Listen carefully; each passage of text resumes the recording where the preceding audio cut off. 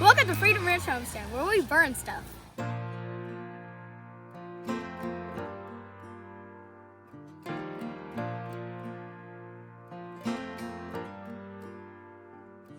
All right, we're gonna do one of my all-time favorite things, which is burning the woods. I was a professional forester early in my career, and fire was one of my passions. I did a lot of prescribed burning in Florida and North Carolina and Virginia. And so now that we have the ranch, we have our own land to burn, I'm gonna do a little control burn here. So the first thing we've done is create a brake line there with the backpack, which I'm wearing. So we blow out a line, and then we start the fire and it'll back away from that line. And we've got a hard road here and a hard road down there. This is just a thin little area we're going to start with. And then overall, we have about 125 acres that we're going to try to burn this winter. So this is the first ever, and I'm pretty excited. So let's get started.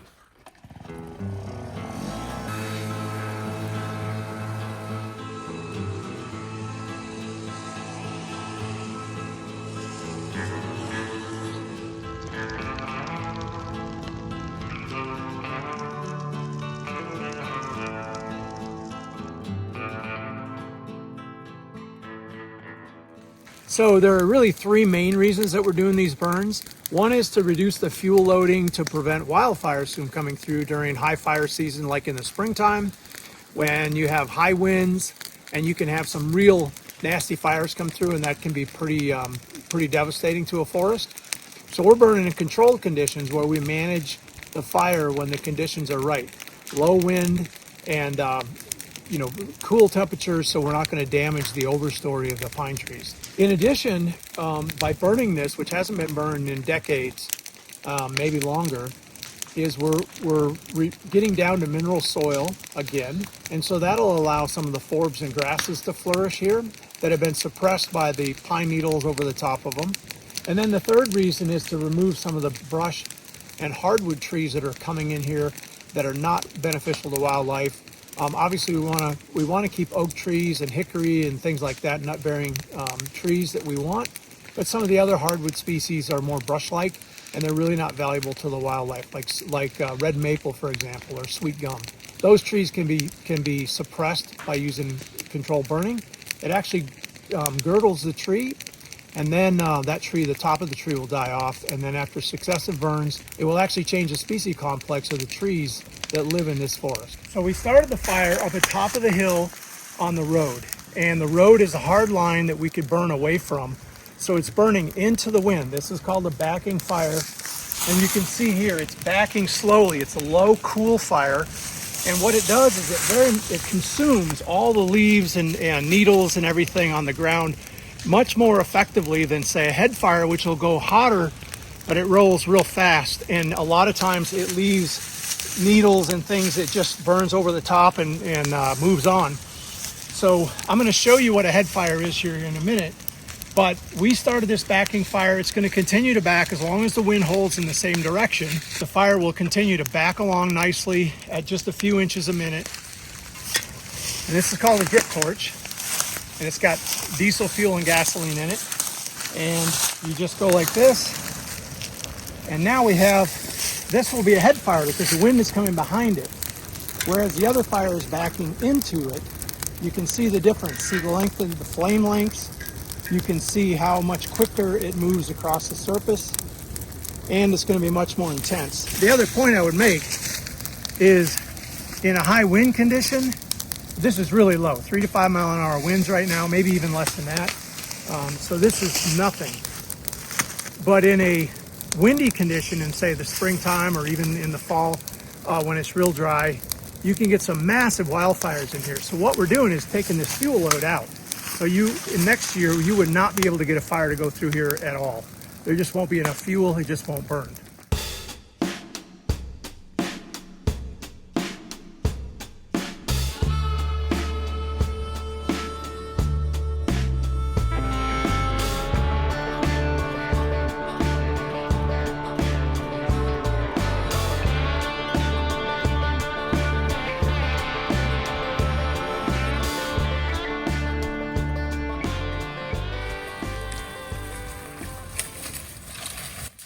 Stay close to the line.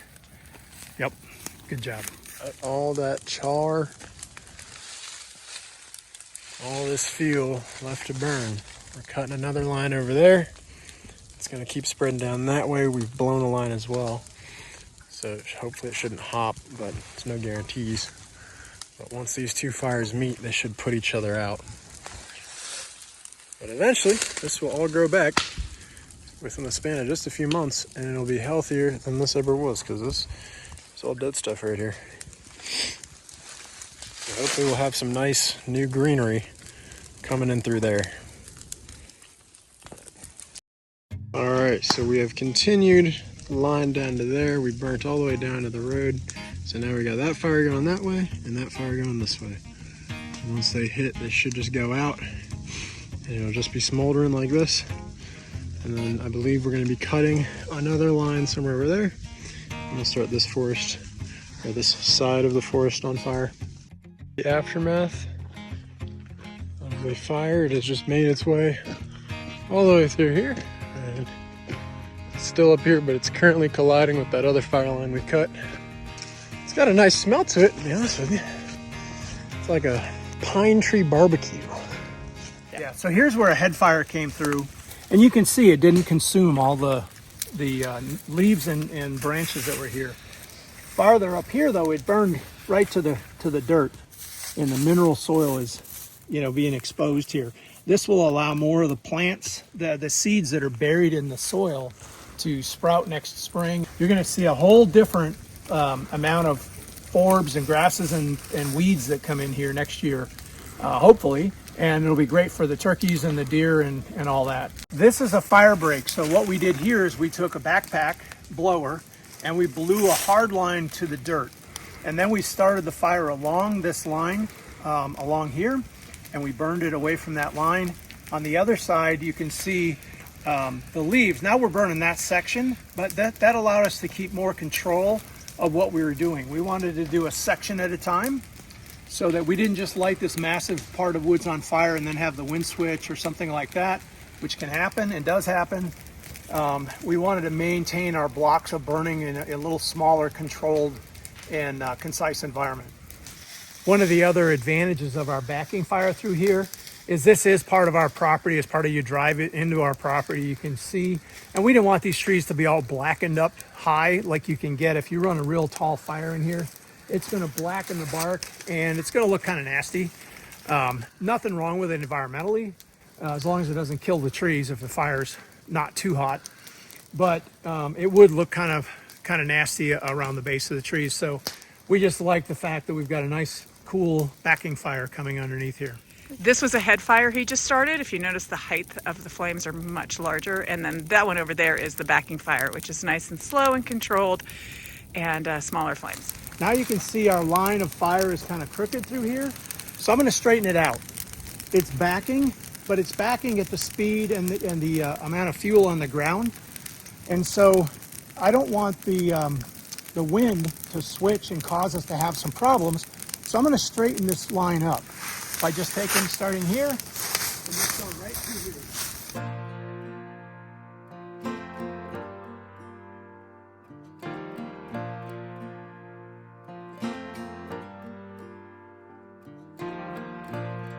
Like a train, you'll hear me coming from 100 miles away. I don't ever remember running as fast as when I'm after you to stay. When I tell you that I promise, that's exactly what I mean. It's you, yeah, it's always been you, and everyone around can see. It's true, yeah, it's a dream come true, that you're the only one for me. And darling, you're proof that we're always gonna make it through. Cause you only wanna be with me, and I only wanna be with you. Oh, yeah, I only wanna be with you.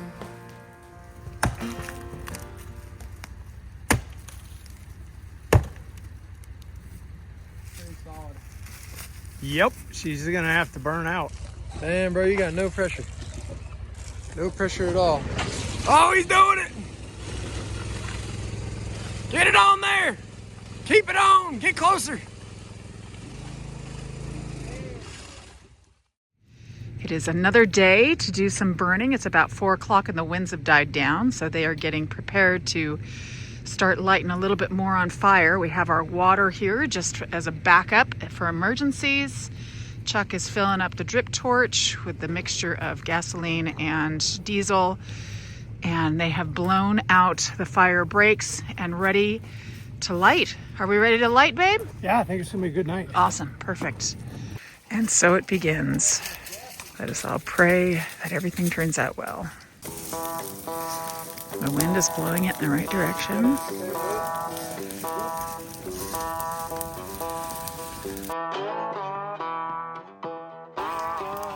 What you doing, Capella? Yeah, right now we're seeing just a little bit of vortex.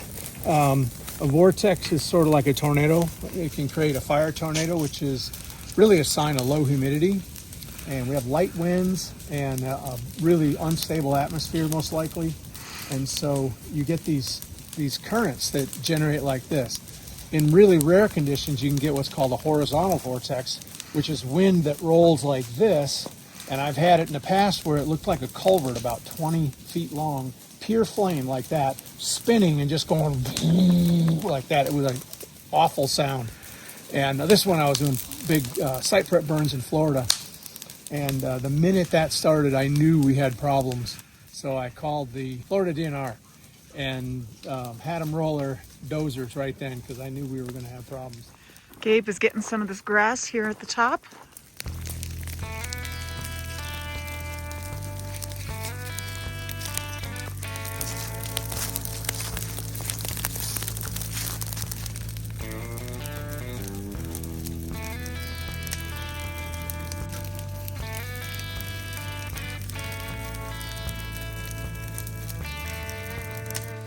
So the reason he's not burning this area right here is because it's right behind our hay shed. So to be safe, we're keeping our distance from it.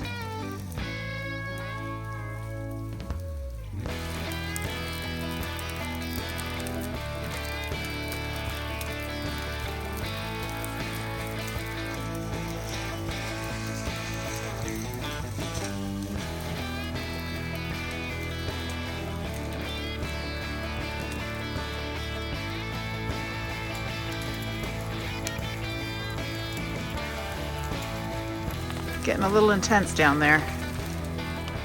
Now that is a little bit of a head fire. Coming up that hill, it's gonna burn up a bunch of that underbrush. That is putting off some heat. Wow.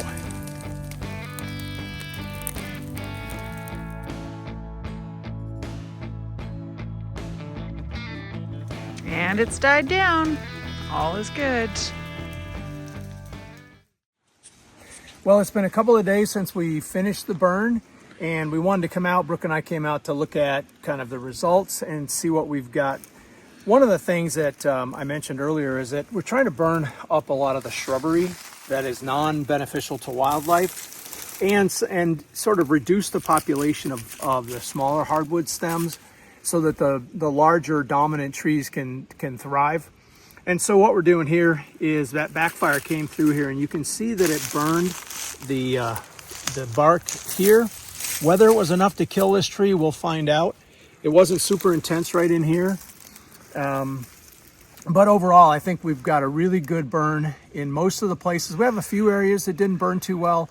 The fuel loading was just too light, and that's okay. Having a mix, kind of a mosaic through here of areas that are burned heavily, medium, and then areas that are unburned really is ideal from a wildlife perspective. So we've got a little mix of everything here. Before anyone tries this at home, I would highly recommend that you consult a forestry professional who does this for a living. I've burned somewhere around 75,000 acres of timber, both with helicopters and backfiring in my career. So I've done a lot of this. It is a little different on the homestead to do these kind of burns because we don't have the equipment. I used to have access to bulldozers and fire trucks and all that. In this case, we did have to contact the local police department in the county that we live in. And in the future, I'm going to notify the local fire department as well, because there was a little miscommunication with one of the burns, and we did get some firemen rolling out here. They didn't get all the way here with the trucks, but we did get them turned around before there was an issue. But I didn't want that to be the case. We had no issue with the burn whatsoever in terms of it escaping. So, but anyway, the lesson is better communication on my end. I think will prevent those kind of things in the future. But you do need to make sure that you consult a forester, a burning professional, if you're going to do anything like this on your own property. This can get out of hand very quickly. You have to know what you're doing. And when it's done well, it's amazing, using nature to manage nature. I love the concept, and it's going to be really exciting to see how it turns out. So with that, we're going to let you go, and we'll show you some more this spring as things flush out in the springtime. And you'll be able to see what kind of transformation we're going to be able to accomplish here. Thanks for watching.